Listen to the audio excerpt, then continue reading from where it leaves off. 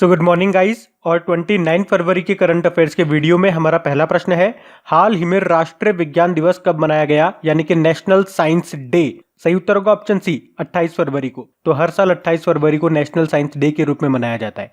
Actually में इस दिन भारतीय साइंटिस्ट सीवी रमन ने रमन इफेक्ट की खोज की थी, और ये खोज की थी उन्होंने 1928 में, और उसके लिए उन्हें 1930 में फिजिक्स का नोबेल प्राइज मिला था। और भारत सरकार ने फिर 1986 में जाकर के 28 फरवरी को राष्ट्रीय विज्ञान दिवस के रूप में मनाए जाने की घोषणा की थी। अब इसकी थीम आपको याद रखनी है। थीम क्या है? वुमेन इन साइंस, विज्ञान में महिलाएं। अच्छा ध्यान से सुनो, ये तो हो गया राष्ट्रीय विज्ञान दिवस, नेशनल साइंस डे। एक विश्व विज्ञान दिवस भी होता है, वर्ल्ड साइंस डे भी होता है। क्या आप बता सकते हो कब मनाते हैं वो? और अगर डेली आप हमारा करंट अफेयर्स का रिवीजन वाला वीडियो जो इसके साथ में आता है, अगर वो देखते होंगे, जहां पे हम पुराने महीने के डेली 30 तो करंट अफेयर्स का रिवीजन करते हैं, 10 स्टैटिक और 10 इंपॉर्टेंट डेज का रिवीजन करते हैं, तो मैं आपको कहीं बार ये क्वेश्चन आपको बता चुका हूं। तो बताओ फिर कब मनाते हैं विश्व विज्ञान दिवस? तो याद रखना, जिसको नहीं पता, 10 नवंबर को। अच्छा ध्यान से सुनो, इसके अलावा अभी 27 फरवरी को भारत में पहला इंडिया प्रोटीन डे भी मनाया गया, और इसको मनाने का उद्देश्य था भारत में प्रोटीन के हेल्थ बेनिफिट्स के बारे में लोगों को जागरूक और शिक्षित करना।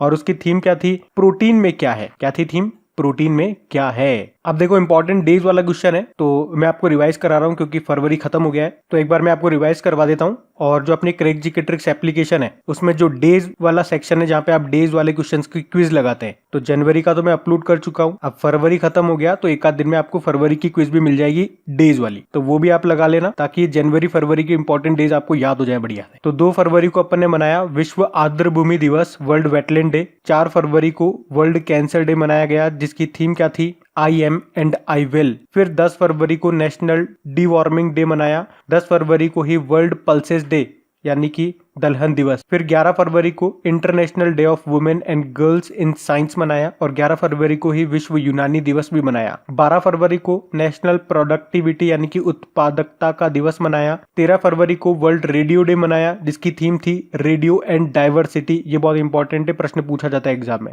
याद रखना। 13 फरवरी को ही राष्ट्रीय महिला दिवस के रूप में भी मनाया। फिर 15 फरवरी को अंतरराष्ट्रीय यानी कि इंटरनेशनल चाइल्डहुड कैंसर डे मनाया, और 15 फरवरी को ही विश्व पेंगोलिन दिवस भी मनाया। फिर 19 फरवरी को मृदा स्वास्थ्य कार्ड दिवस मनाया, और 20 फरवरी को विश्व सामाजिक न्याय दिवस के रूप में मनाया। फिर 21 फरवरी को इंटरनेशनल मदर लैंग्वेज डे के रूप में मनाया। 27 फरवरी को विश्व एनजीओ दिवस मनाया, और 27 फरवरी को अभी मैंने आपको बताया भारत में पहला भारत प्रोटीन दिवस भी मनाया गया। और अब 28 फरवरी को नेशनल साइंस डे के रूप में मनाया, जिसकी थीम याद रखना, वुमेन इन साइंस। बढ़ते आगे। फिर है, हाल ही में भारतीय मूल की मंत्री सुएला ब्रेवरमैन ने किस देश के अटॉर्नी जनरल के रूप में शपथ ली है? सही उत्तर होगा ऑप्शन है ब्रिटेन। तो भारतीय मूल की मंत्री हैं ये सुएला ब्रेवरमैन, और इन्होंने हाल ही में ब्रिटेन के अटॉर्नी जनरल के रूप में शपथ ली है। अच्छा, क्या आप मुझे बता सकते हो अभी भारत के अटॉर्नी जनरल कौन है? चलो आज का प्रश्न यही बनता है आपका, भारत के अटॉर्नी जनरल कौन है वर्तमान में? अब यहाँ पे बात ब्रिटेन की है, तो ये रहा मैप में ब्रिटेन। कैपिटल क्या है? लंदन है। करेंसी है पौंड स्टर्लिंग। प्रधानमंत्री है बोरिस जॉनसन। और कुछ समय पहले हमने पढ़ा था कि ब्रिटेन में वित्त मंत्री कौन बने हैं, ये भी भारतीय मूल के हैं, ऋषि सुनक। और गृह सचिव पिछले साल बनी थी प्रीति पटेल, ये भी भारतीय मूल की है। और अभी भारत में ब्रिटेन के नए उच्चायुक्त हाई कमिश्नर किसे नियुक्त किया था ब्रिटेन ने? तो फिलिप बार्टन को। और अभी 24 फरवरी को ही भारत और ब्रिटेन के बीच में इंद्रधनुष एक्सरसाइज 2020 भी शुरू हुआ है, जो कि इसका 5वां एडिशन है। कहाँ पे शुरू हुआ है? उत्तर प्रदेश के एयरफोर्स स्टेशन हिंडन में। और इसी महीने ही बात कर लें तो अभी 13 फरवरी से लेकर 26 फरवरी तक भारत और ब्रिटेन के बीच में अजय वॉरियर नाम का एक्सरसाइज भी हुआ था। कहाँ पे? ब्रिटेन के सेलिसबरी मैदानी क्षेत्र में। तो ये सारे इंपॉर्टेंट और अभी करंट के पॉइंट हैं, तो ये आपको याद रखने हैं। बढ़ते आगे।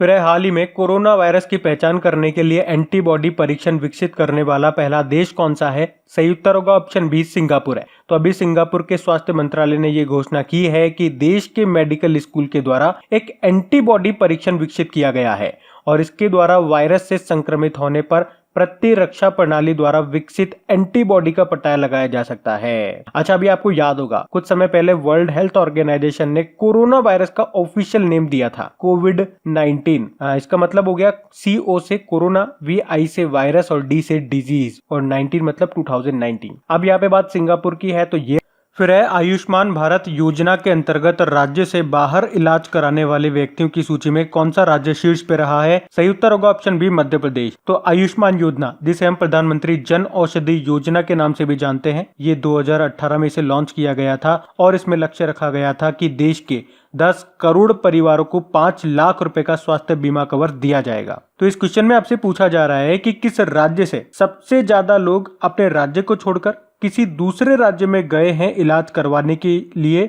आयुष्मान भारत योजना के अंतर्गत। तो आंसर होगा मध्य प्रदेश, यानी कि सबसे ज्यादा मध्य प्रदेश से, दूसरे नंबर पे उत्तर प्रदेश और तीसरे नंबर पे है बिहार। और ये रिपोर्ट जारी की है राष्ट्रीय स्वास्थ्य प्राधिकरण के द्वारा। स्वास्थ्य मंत्री कौन है हमारे? हर्षवर्धन सिंह है। बढ़ते हैं आगे। तो गाइज, अगर आपको वीडियो पसंद आता है तो उससे लाइक जरूर करा करें और अब से हम डेली टारगेट भी रखा करेंगे ताकि मुझे पता तो चले कि जितने लोग इस वीडियो को देखते हैं, लगभग पूरे दिन में 20,000 लोग इस वीडियो को देखते हैं, तो उसमें से कितने लोग हैं जो इस वीडियो को पसंद करते हैं। तो आज की इस वीडियो को हम टारगेट रखते हैं 9,000 लाइक का। तो अगर आपको वीडियो पसंद आता है वाकई, तो इसे लाइक जरूर करें, क्योंकि आप में से ज्यादा लोगों को अगर ये पसंद आएगा तो मेरा भी मनोबल बढ़ेगा, मुझे भी मोटिवेशन मिलेगा और मैं और मेहनत करूंगा इसको और बेहतर बनाने में। तो इस टारगेट को अचीव करने में मेरी हेल्प करें, इसे ज्यादा से ज्यादा शेयर करें अपने दोस्तों के साथ, अपने व्हाट्सएप ग्रुप पे, जहां पर भी आप इसे शेयर कर सकते हैं। तो इसी उम्मीद के साथ कि आप इसे शेयर करेंगे, हम बढ़ते हैं आगे। फिर है हाल ही में ट्रांसजेंडर महिला को संयुक्त राष्ट्र प्रतिनिधि मंडल में शामिल करने वाला दुनिया का पहला देश कौन सा बन गया है? सही उत्तर होगा ऑप्शन डी पाकिस्तान। तो एक्चुअली में अभी स्विट्जरलैंड के जेनेवा में महिलाओं के खिलाफ भेदभाव उन्मूलन के लिए संयुक्त राष्ट्र सम्मेलन का आयोजन किया गया था और उस सम्मेलन में पाकिस्तान के प्रतिनिधि मंडल में कानूनी रूप से मान्यता प्राप्त एक ट्रांसजेंडर महिला को शामिल किया गया था और इस तरह से ट्रांसजेंडर महिला को संयुक्त राष्ट्र प्रतिनिधि मंडल में शामिल करने वाला दुनिया का पहला देश बन गया है पाकिस्तान। और इस ट्रांसजेंडर महिला का नाम क्या था? आयशा मुगल। ट्रांसजेंडर से मैं आपको कुछ जैसे कि पॉइंट बता दूं, अभी हमने करंट अफेयर्स में पढ़ा था कि हमारे देश की, भारत की पहली ट्रांसजेंडर यूनिवर्सिटी कहाँ पे बनेगी? तो उत्तर प्रदेश की कुशीनगर में बनेगी। उसी तरह से राजस्थान सरकार ने अभी ट्रांसजेंडर समुदायों के लिए एक अलग पहचान पत्र जारी करने की भी घोषणा की है। और आपको याद होगा अभी कोलकाता विश्वविद्यालय 2020 का जो सेशन आएगा उससे थर्ड जेंडर का ऑप्शन रखेगा अपने एडमिशन फॉर्म में। तो ये पॉइंट भी आपको साथ में याद रखने हैं। बढ़ते हैं आगे। फिर है अप्रैल 2020 में पहला कृत्रिम बुद्धिमत्ता यानी कि आर्टिफिशियल इंटेलिजेंस सम्मेलन रेज 2020 का आयोजन कहां पे किया जाएगा? सही उत्तर होगा ऑप्शन ए नई दिल्ली में। रेज मतलब responsible artificial intelligence for social empowerment, यानी कि जो हमारे सामाजिक मुद्दे हैं उनको किस प्रकार से आर्टिफिशियल इंटेलिजेंस की मदद से सॉल्व किया जाएगा, इसके ऊपर पहली बार ये सम्मेलन आयोजित किया जाएगा। कहां पे? नई दिल्ली में। इस साल होगा, ये अप्रैल में होगा। और इस सम्मेलन का आयोजन कौन करेगा? इलेक्ट्रॉनिक्स एंड आईटी मंत्रालय, जिसके मंत्री हैं हमारे रविशंकर प्रसाद जी और इनका निर्वाचन क्षेत्र पटना साहिब। अच्छा, आर्टिफिशियल इंटेलिजेंस से क्या याद आता है आपको? याद रखना अभी 2020 को आर्टिफिशियल इंटेलिजेंस का वर्ष घोषित किया है। किस राज्य ने? तेलंगाना ने। अच्छा देखो, नई दिल्ली में होगा ना ये, तो नई दिल्ली से एक और पॉइंट मैं आपको बताता हूँ। अभी नई दिल्ली में ही 11वें राष्ट्रीय कृषि विज्ञान केंद्र सम्मेलन का भी उद्घाटन किया गया। और उद्घाटन किसने किया? तो कृषि और किसान कल्याण मंत्री हमारे नरेंद्र सिंह तोमर, उन्होंने ही। नई दिल्ली के मुख्यमंत्री फिर से बन गए हैं अरविंद केजरीवाल। इसके लेफ्टिनेंट गवर्नर है अनिल बैजल और अभी दिल्ली पुलिस आयुक्त बने सुबोध जायसवाल। याद रखना, भारत का पहला स्मोक टावर ये आपके दिल्ली में ही लगा था। और अभी जनवरी में नई दिल्ली में जो 28वां वर्ल्ड बुक फेयर हुआ था, उसकी थीम क्या थी? थीम एग्जाम में पूछी जा चुकी है, गांधीज द राइटर्स राइटिंग, यानी कि गांधी लेखकों के लेखक। और दिल्ली का जो इंदिरा गांधी इंटरनेशनल एयरपोर्ट है, ये सिंगल यूज प्लास्टिक पर बैन लगाने वाला भारत का पहला एयरपोर्ट भी बन गया है। और अभी आपको याद होगा, नशीली दवाओं की तस्करी पर रोक लगाने के लिए बिम्स्टेक सम्मेलन का आयोजन भी आपके दिल्ली में ही हुआ था। और दिल्ली का जो प्रगति मैदान मेट्रो स्टेशन है, उसका नाम बदल करके सुप्रीम कोर्ट मेट्रो स्टेशन कर दिया गया है, ये भी याद रखना। बढ़ते आगे। फिर है हाल ही में किसे आंध्र प्रदेश सरकार की भ्रष्टाचार विरोधी हेल्पलाइन के लिए ब्रांड एम्बेसडर नियुक्त किया गया है? तो सही उत्तर होगा ऑप्शन सी, पीवी सिंधु को। तो बैडमिंटन वर्ल्ड चैंपियन है ये पीवी सिंधु, और अभी इन्हीं को आंध्र प्रदेश सरकार की जो एंटी करप्शन हेल्पलाइन है उसके लिए ब्रांड एम्बेसडर नियुक्त किया गया है। वैसे आपको याद होगा पीवी सिंधु आपके आंध्र प्रदेश से ही है। सुनील शेट्टी की बात करेंगे तो अभी इनको प्यूमा का ब्रांड एम्बेसडर बनाया गया था। और सुनील शेट्टी की बात करेंगे तो नाडा, नेशनल एंटी डोपिंग एजेंसी के ब्रांड एम्बेसडर बने थे। सलमान खान तो आप जानते ही हो, अभी भारत पे के और पेप्सी के भी ये ब्रांड एम्बेसडर हैं। अच्छा, भारत पे की तो सलमान खान है, फोन पे की पूछा जाएगा तो आमिर खान है, याद रखना। बढ़ते आगे। फिर है हाल ही में JS खंडेराव और वासुदेव कामत को राजा रवि वर्मा पुरस्कार से सम्मानित किया गया है। आपको बताना है ये पुरस्कार किस राज्य सरकार के द्वारा दिया जाता है। सही उत्तर होगा ऑप्शन बी, कर्नाटक के द्वारा। तो कलाबुरागी के प्रसिद्ध चित्रकार हैं ये JS खंडेराव, तो इनको वर्ष 2019 के लिए, और मुंबई के वरिष्ठ कलाकार हैं वासुदेव कामत, इनको वर्ष 2020 के लिए राजा रवि वर्मा राज्य पुरस्कार से सम्मानित किया गया। तो ये पुरस्कार कर्नाटक सरकार के द्वारा दिया जाता है और इस पुरस्कार में कितनी राशि दी जाती है? 10,000 रुपए की राशि दी जाती है। अच्छा, कर्नाटक से एक और इंपॉर्टेंट पॉइंट मैं आपको बताता हूँ। अभी करंट अफेयर्स का नया क्वेश्चन है, ध्यान से सुनना। कर्नाटक की कैपिटल क्या है? बेंगलुरु है, और कई बार मैं आपको बता चुका हूँ बेंगलुरु में ही हेडक्वार्टर है हिंदुस्तान एरोनॉटिकल लिमिटेड का। तो अभी यहीं पे ही हमारे रक्षा मंत्री राजनाथ सिंह जी ने हल्के लड़ाकू विमान यानी कि light combat helicopter production hanger का उद्घाटन किया है, और इस लड़ाकू हेलीकॉप्टर को हिंदुस्तान एरोनॉटिकल लिमिटेड ने ही डिजाइन किया है और बनाया भी है। तो ये पॉइंट भी आप याद रखना, यानी कि इस एक प्रश्न में मैंने आपको 2 प्रश्न बता दिए। बढ़ते हैं आगे। फिर है हाल ही में किस राज्य ने ख्वाजा मोइनुद्दीन चिश्ती उर्दू अरबी फारसी यूनिवर्सिटी का नाम बदलने की घोषणा की है? तो सही उत्तर होगा ऑप्शन सी, उत्तर प्रदेश ने।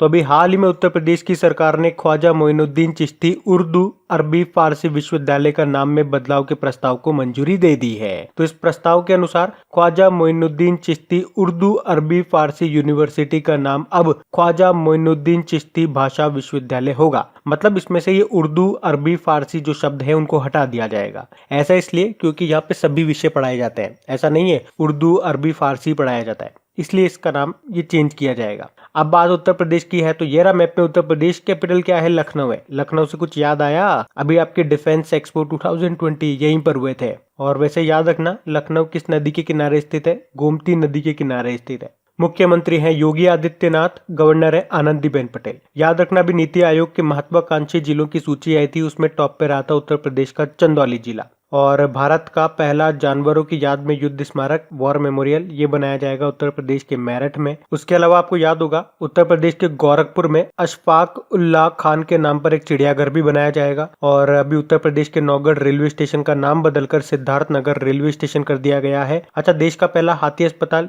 ये आपके उत्तर प्रदेश के मथुरा में है। और देश का पहला हाथी जल चिकित्सालय ये भी मथुरा में बना है। और आपको याद होगा अभी ग्रेटर नोएडा में ही बनेगी देश की पहली नेशनल पुलिस यूनिवर्सिटी। बढ़ते आगे।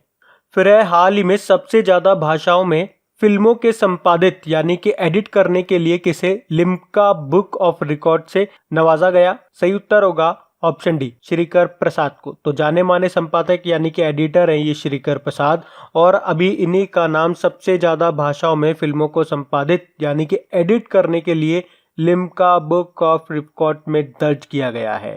तो इन्हें टोटल 17 भाषाओं में फिल्मों को संपादन यानी कि एडिट करने के लिए ये सम्मान मिला है। तो अब बढ़ते हैं आगे। फिर है हाल ही में किस बैंक ने स्टार्टअप बैंकिंग पहल यानी कि इनिशिएटिव शुरू किया है? तो सही उत्तर होगा बैंक ऑफ बड़ौदा ने। तो अभी बैंक ऑफ बड़ौदा ने देश भर में स्टार्टअप फर्म्स के साथ जुड़ने के लिए स्टार्टअप बैंकिंग की पहल शुरू की है, और इसका उद्घाटन अभी किया है हमारे वित्त सचिव राजीव कुमार ने। तो देश के 15 शहरों में बड़ौदा स्टार्टअप शाखाएं खोली जाएंगी जो एक स्टार्टअप को बैंकिंग से रिलेटेड सभी सर्विस प्रोवाइड करेंगी। अब बैंक ऑफ बड़ौदा की बात है तो इसका हेडक्वार्टर आपके वडोदरा गुजरात में ही है। अध्यक्ष हसमुख अधिया है, MD CEO संजीव चड्डा है, और इसकी टैगलाइन है भारत का अंतरराष्ट्रीय बैंक यानी कि इंडियाज इंटरनेशनल बैंक। बढ़ते आगे। फिर है हाल ही में छठा coast guard offshore patrol vessel Vajra ये अभी कहां पे लॉन्च किया गया? सही उत्तर होगा ऑप्शन है चेन्नई में। तो अभी 27 फरवरी को ही छठे तट रक्षक अपतटीय गश्ती पोत यानी कि ऑफशोर पेट्रोल वेसल वज्र को चेन्नई में लॉन्च किया गया। और इस वज्र नाम के जहाज को किसने बनाया? लार्सन एंड टुब्रो ने। अच्छा, इसके अलावा मैं आपको बता दूं अभी IGCS यानी कि इंडियन कोस्ट गार्ड शिप वरद को भी कमीशन किया गया है यहीं चेन्नई पोर्ट पे ही। तो ये आपको नाम याद रखना है। तो अब बात करेंगे कल की वीडियो में पूछे गए प्रश्न के उत्तर की। तो कल के वीडियो में आपसे पूछा गया था प्रधानमंत्री उज्ज्वला योजना के अंतर्गत 100% LPG कवरेज वाला भारत का पहला राज्य कौन सा बना है? सही उत्तर था ऑप्शन है हिमाचल प्रदेश। आप सभी ने प्रश्न का बिल्कुल सही उत्तर दिया है। तो गाइज अगर वीडियो पसंद आया तो प्लीज इसे लाइक और शेयर जरूर कर देना। तो गाइज इन सभी क्वेश्चंस का क्विज बना करके मैंने एप्लीकेशन पे अपलोड कर दिया है। तो अगर आपने वीडियो बिल्कुल ध्यान से देख लिया है तो वहां जाइए और इन सभी क्वेश्चंस का आप प्रैक्टिस लगा लीजिए।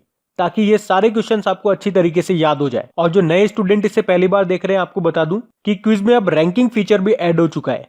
तो अगर आप कम समय में ज्यादा से ज्यादा क्वेश्चन राइट करते हो तो आपका नाम आपके फोटो के साथ टॉप 10 स्टूडेंट्स में आपको दिखाई देगा। आपको ही नहीं, जितने भी लोग क्विज लगाएंगे उन सबको दिखाई देगा कुछ इस तरीके से, ताकि आपको भी एक अंदर से मोटिवेशन मिल सके कि आपको भी यहां तक पहुंचना है, ताकि सब लोग आपको टॉप 10 में देख सकें। लेकिन इसका मतलब ये नहीं कोई शॉर्टकट तरीका आपको अपनाना है। यहाँ पे आप अपनी प्रैक्टिस कर रहे हो तो बिल्कुल ईमानदारी रखना, क्वेश्चन को पूरा रीड करना और ध्यान से आंसर लगाना। और वैसे भी आप तो आपकी इन करंट अफेयर्स का रिवीजन करवाने के लिए मैं इसका ऑडियो भी तैयार कर रहा हूँ। तो दिन में 4 से 5 मिनट निकाल करके वो आप ऑडियो सुन लीजिए, ताकि आपका इन करंट अफेयर्स का फिर से रिवीजन हो जाए। क्योंकि आपको पता है चीजों को पढ़ना इंपॉर्टेंट है, लेकिन समय समय पर उनका रिवीजन करना बहुत ज्यादा जरूरी है। रिवीजन नहीं करोगे तो वो सारी चीजें आप भूल जाओगे। तो आप ही के लिए मैं इसका रिवीजन ऑडियो तैयार कर रहा हूँ। तो उस ऑडियो का लिंक मैंने नीचे डिस्क्रिप्शन में दे दिया है, वहां जाकर के आप मुझे फॉलो कर लीजिए। और फॉलो करने के बाद में पास में जो बेल आइकन आएगा आप उसे जरूर दबा लेना, ताकि जब भी मैं ऑडियो अपलोड करूं उसका नोटिफिकेशन आपको मिल सके। और एप्लीकेशन अगर अभी तक आपने डाउनलोड नहीं किए तो उसका लिंक भी आपको नीचे मिल जाएगा। वहीं पे आपको क्विज, वीडियो, पीडीएफ सब मिल जाएंगे। तो इस प्रश्न का उत्तर आता है तो कमेंट बॉक्स में जरूर टाइप करिए। चलिए अब मिलते हैं करंट अफेयर्स के रिवीजन वीडियो में। Thank you guys.